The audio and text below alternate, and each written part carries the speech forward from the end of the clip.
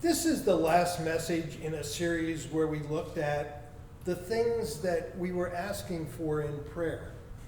Kind of looked at all of the common themes that were coming in our prayer requests, and I wanted to talk to you a little bit about them, those common themes.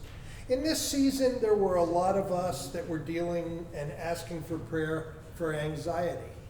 So 2 weeks ago, we talked about anxiety. A lot of prayer requests were for anger and those kind of emotional things.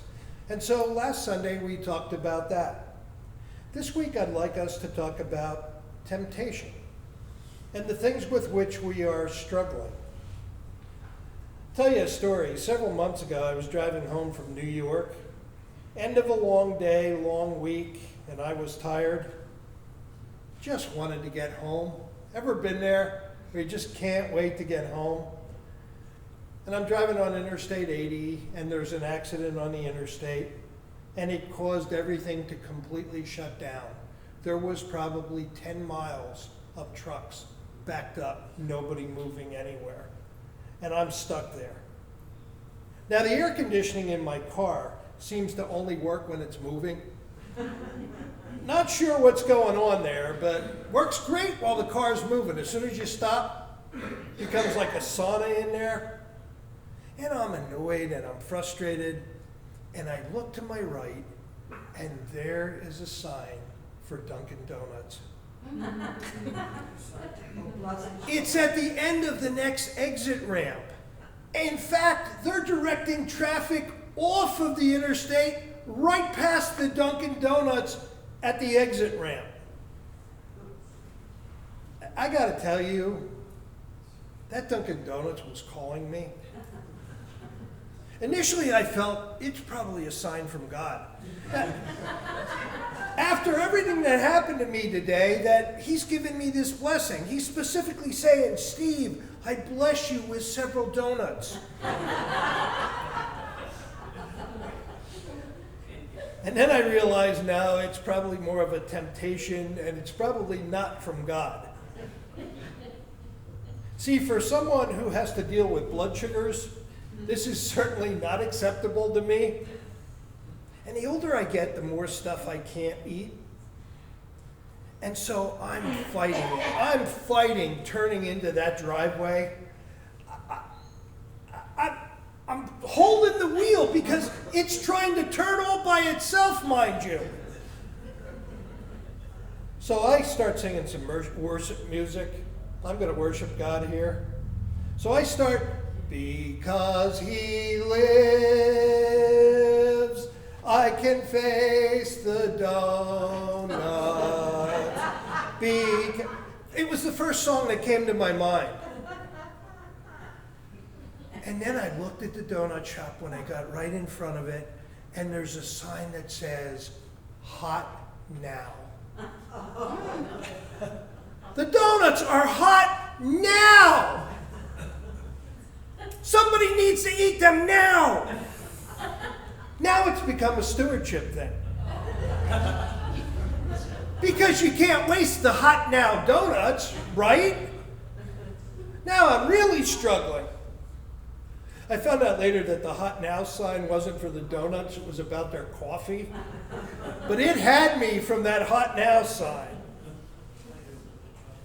Somehow, by the wonderful grace of Jesus, which is what I should have sang, I resisted, but it was so close. Here's what I think happened. I was tired, and I was frustrated, and I was hungry, and it had been a long day, and I was irritated and annoyed that I was stuck in traffic, and I was hot, and my air conditioner didn't work, and I had to get that fixed, and I was just stuck sitting there. I think maybe I was just a sitting target. And the donut shop was just the right bait at the right time to try and hook me. And that's what I want to talk to you about today. Last Sunday we looked at James chapter 1, and James writes this letter to Christians who are facing all kinds of pressure. Many have been displaced, separated by families, some lost jobs, lost homes. They were going through a difficult time and a time of suffering. And in chapter 1, James writes to them and talks about perseverance. He talks to them about the don't give up stuff.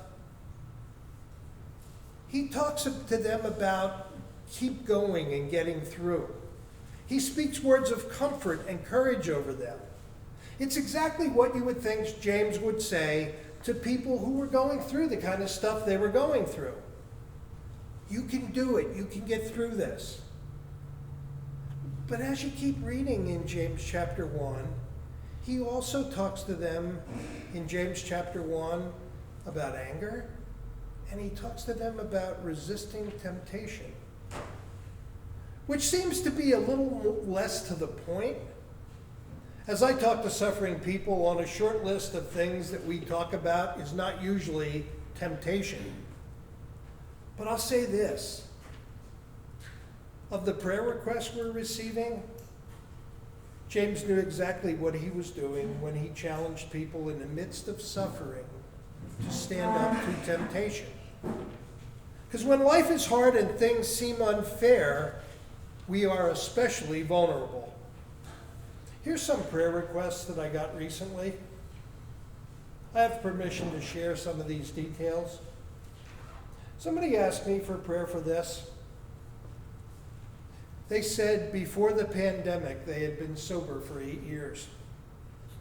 During the stress of not working, not much finances, bored to death, one night they started to drink again. They told me it's out of control. They texted me, I can't believe I'm back in this place. A woman who I've been talking to and counseling for some time told me, my husband and I aren't really getting along. All we do is argue. Weeks go by and we don't talk. A few weeks ago, a guy friend reached out to me on Facebook. I've been meeting with him and we've become sexually involved. I tell myself to stop, but I can't seem to let it go. I feel guilty when I'm at home. And this isn't the first time. Truth is, I spent the majority of my life in the arms of other men.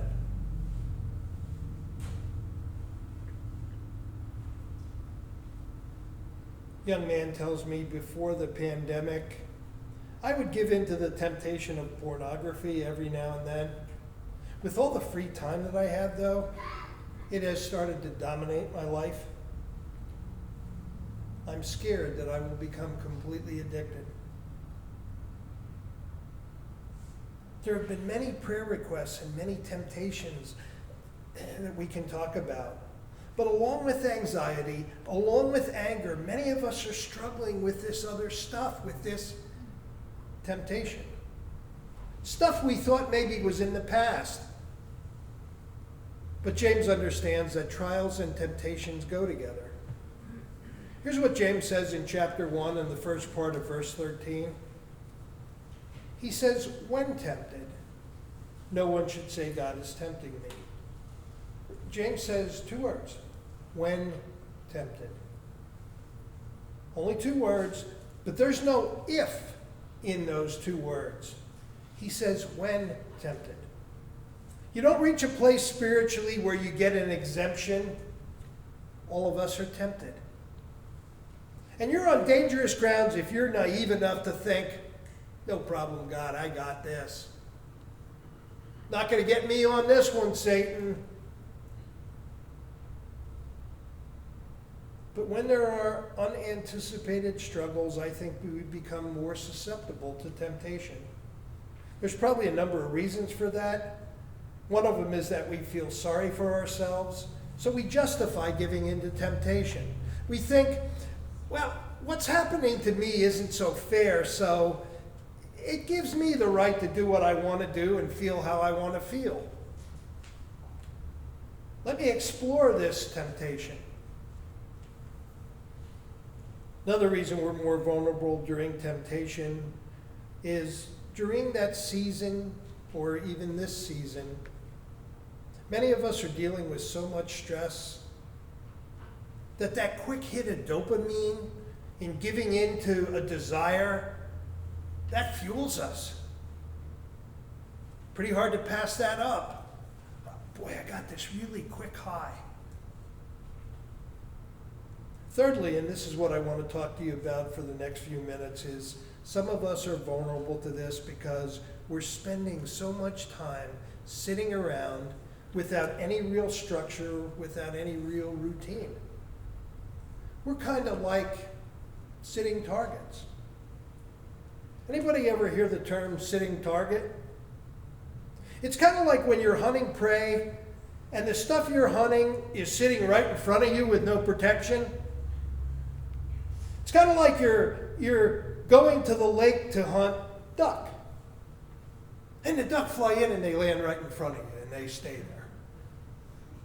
You're like, oh, well. Sitting targets, in that case, it's sitting ducks. And maybe that's where a lot of us are right now. Because normally we have goals and we have motivations, but suddenly that's all been put on pause. And if we're sleeping in and if we're sitting around, and you find you're more vulnerable to temptation. As a sitting target, you're probably somewhat isolated. No accountability, no safety in numbers, nobody watching your blind side. Let me tell you, if you're struggling with that, please reach out to us for help here. Reach out for us and let us help you not be so isolated. Let's help you stay connected. Because it is much harder to try and do it alone. James in James chapter 1 connects trials to temptations. It's not always a connection that we make, but it is true. When we go through a difficult trial, you're going to be more vulnerable to temptation. Let me put it this way. Let me say it this way. Difficult circumstances can lead to destructive decisions. Difficult circumstances in our life can lead to destructive decisions. Some of you know exactly what I'm talking about here because you've made a destructive decision in the middle of a difficult circumstance. Maybe you're still paying the price for that. James is teaching that trials and temptations go together. When you face difficult circumstances, there's a tendency to make destructive decisions. I told you earlier of a lady who is having difficulties with her husband. That's a difficult circumstance. Running into the arms of other men, that's destructive decisions. So how can we prepare for difficult circumstances and not have them be accompanied by destructive decisions? In this difficult season, how do we gain ground? Instead of falling back, how do we lean in? How do we plant that flag of victory? Here's the rest of what James says in James chapter 1 and verse 13. He says, when tempted, no one should say, God is tempting me. James is saying, don't blame God here. Sometimes we say, God made me this way. If God doesn't want me to struggle, then he shouldn't have made me this way. If God doesn't want me to have these desires, then why did he give me these desires? That's not how it works. For God cannot be tempted by evil, nor does he tempt anyone. So we don't blame it on God. We'll talk a little bit more later about where those desires come from. But James is saying, let me be clear right from the start.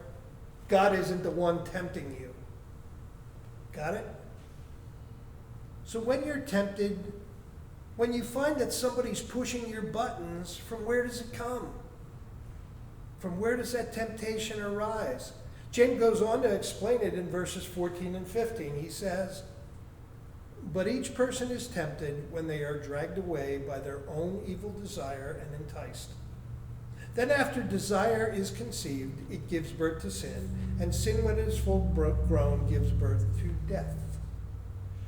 Please notice what James does here. Makes it easy for a preacher. He outlines 4 steps that we take when we give in to temptation. I love it because he basically opens up the enemy's battle plan. It's as if he's hacked into the playbook of the opposing team. James says, okay, I know right now you're feeling like a sitting duck. I know right now that you're overcome with temptation. Let me open this up for you. Let me show you the plays the enemy is going to run against you. So here are the steps in temptation. And the first is desire. James 1:14 again. But each person is tempted when they are dragged away by their own evil desire and enticed. Folks, it comes from within. Our evil desire comes from within.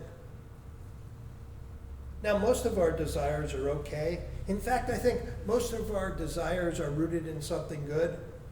We have a desire to eat and sleep and a desire for success or to make a difference, all stuff that's good. But those desires can become destructive. And that's what the enemy will do.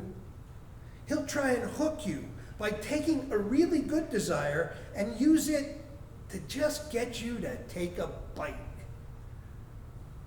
There's my Garden of Eden illustration. And then the desire becomes destructive. I have a friend who's very overweight, who deals with eating way too much. He tells me Satan always gets him to understand that, well, I have to eat to take in nutrition to survive. And that's right. But it becomes destructive when he consumes 5,000 to 6,000 calories a day. Got to eat to be healthy? Okay. 5,000 to 6,000 calories a day? Not so okay. And it's destroying him health-wise. Second step in temptation is deception. Last part of 1:14. But each person is tempted when they are dragged away by their own evil desire and enticed. James uses a couple of terms here that are related to sport. The term dragged away is a hunting term that literally means snared in a trap. Think about that. You're snared in a trap. You can't get out. And the word enticed is a fishing term that means lured by bait. My son Brian and I get to fish every now and then. I used to have this tackle box filled with hooks and all of these great lures to catch fish. I don't know if you fish, but some of those lures are $7, $8 a piece.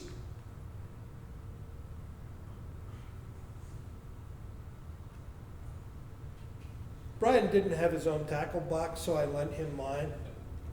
Recently, we bought him one, and he gave me mine back, except all of those $8 lures were gone. Seems Brian likes to throw them in the lake, get them caught on something on the bottom, get them caught in the trees around the lake who are hanging out so far that you can't get it.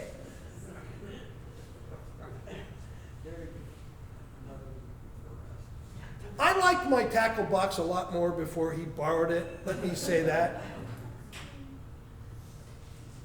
But here's the reality. You have to have the right bait to lure the fish you want to catch. Trout and bass, they don't go after the same bait.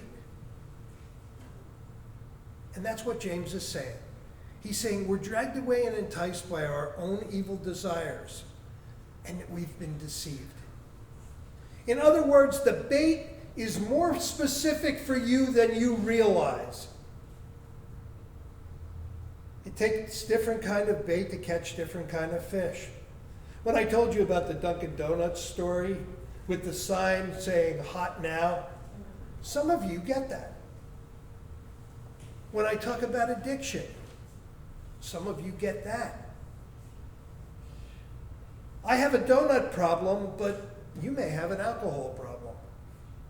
You can bait me with a donut with some glazing. Alcohol won't work at all for me. Does nothing for me. Really, it's just different baits being used trying to see what hits. When we talk about what hits, that's when the fish grabs the bait and boom, it hit. Third step in temptation is disobedience. Desire, deception, then disobedience. First part of James 1:15, that after desire has conceived, it gives birth to sin.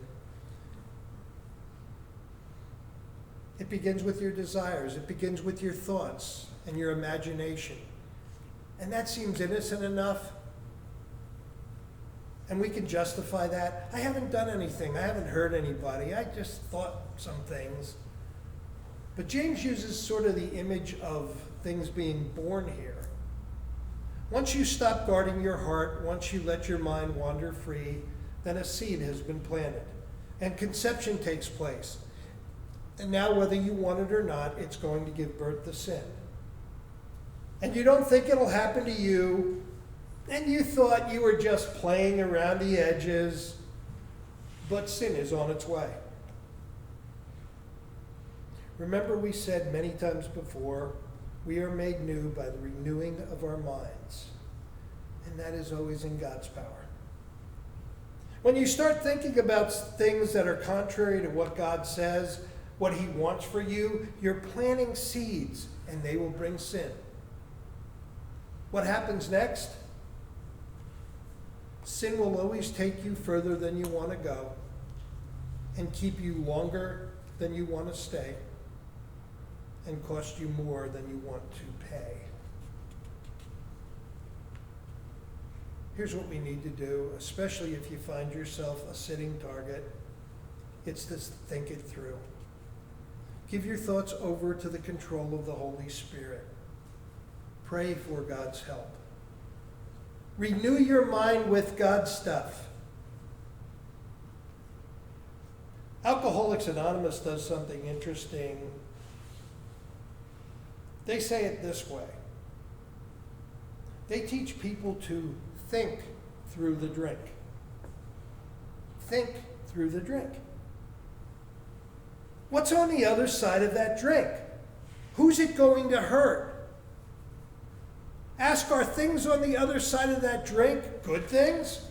As Christians, we ask, are they spirit-filled things? Are they God's stuff?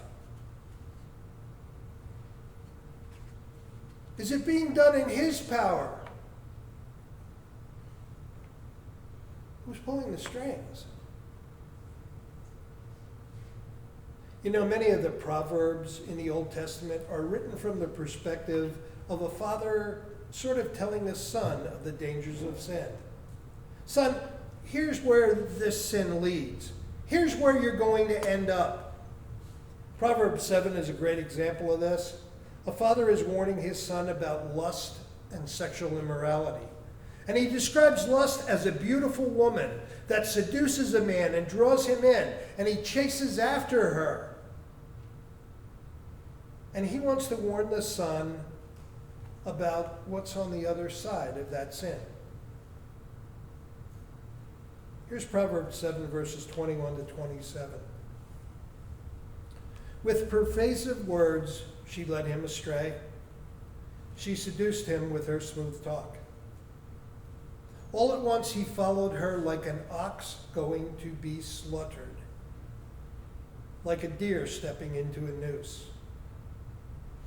till an arrow pierces his liver, like a bird darting into a snare, little knowing it will cost him his life.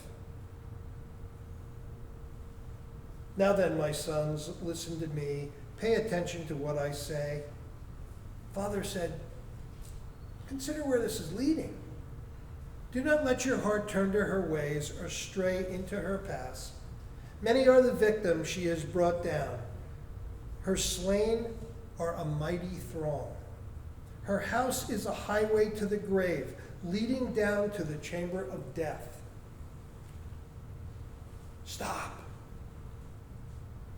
Think about what's under the bait, because it's a hook. Years ago, I went to a pastor's seminar at the Christian Convention, and they had us do an exercise. They wanted us to examine what would happen if we had an affair. First thing they wanted us to do was to write down the names of who would be affected. I filled up a page pretty easily of the people I love and people who would be affected. Then they had us write down the names of people who we didn't yet know, maybe who were not born, grandchildren not born yet who might be affected. Then they gave us these calculations, and you had to come up with a financial cost. And they gave you some general rules. And so we each had to come up with a specific dollar amount of the financial cost of our affair.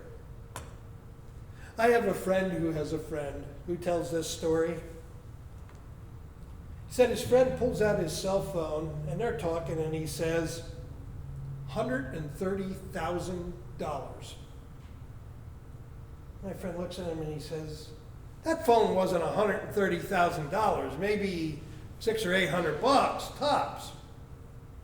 He goes, it was $130,000 when my wife found my girlfriend's number in here.